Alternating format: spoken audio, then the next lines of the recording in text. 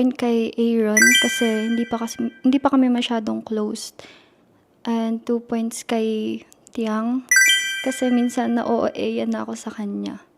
Tas ako palagi yung parang nag-a-approach sa kanya. Binibigay ko po yung 1 point ko kay Aaron dahil nga po grupo kami dito, isang pamilya po kami, pero paminsan po hindi ko po siya nakikita na tumutulong po sa gawaing bahay. And 2 points po para kay Jaywon dahil bigla-bigla na po siyang kumukulit and minsan po parang medyo nakaka-offend na po yung pagkamakulit niya. Yun lang po.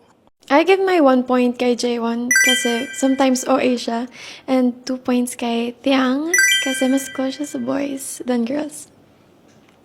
Binibigyan ko po ng 2 points si Aaron. Kasi feeling ko po hindi siya nag-insist sa gawaing bahay.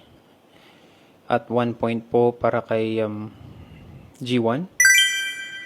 Parang feeling ko din po na nawawalan na siya ng pag-asa. Binibigyan ko po ng 2 points si Aaron dahil parang malayo po siya sa mga ibang endorsers. Malapit lang po sila ni Ate Irish. And binibigyan ko po ng 1 point si Fiang dahil hindi ko po alam na suot niya pa ang heels ko na hindi nagpapaalam. Bibigyan ko ng 2 points si Daniel kasi minsan parang hindi niya ako nare-respeto as kuya niya. Parang ganun. Nakakaramdam ako ng ganun sa kanya. Then, for 1 point kay G1, minsan kasi naiirita ako sa kanya. Ang kulit niya, ganun. Pero mabait siya. Binibigyan ko po ng 1 point si Ate Irish kasi po ang sakit na po nila sa mata ni Aaron. At si 2 points po kay kay Susie. Kasi po parang hindi siya nakikihalubilo sa amin or sa akin po. Parang hindi ko po siya feel. Binibigyan ko ng 2 points si Jiwon dahil minsan yung mga biro niya hindi na maganda at akala niya nakakatuwa pa. At may times din na minsan nakakasakit na siya sa akin at akala niya biro pa din.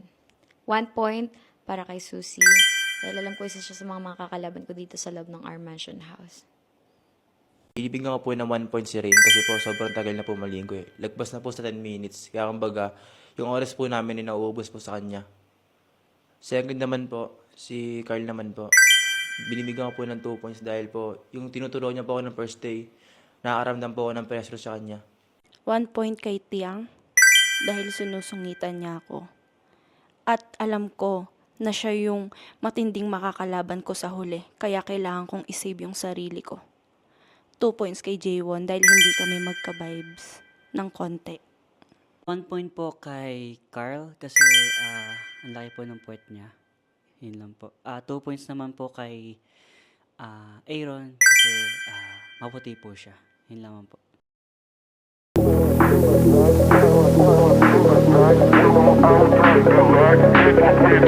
That's right.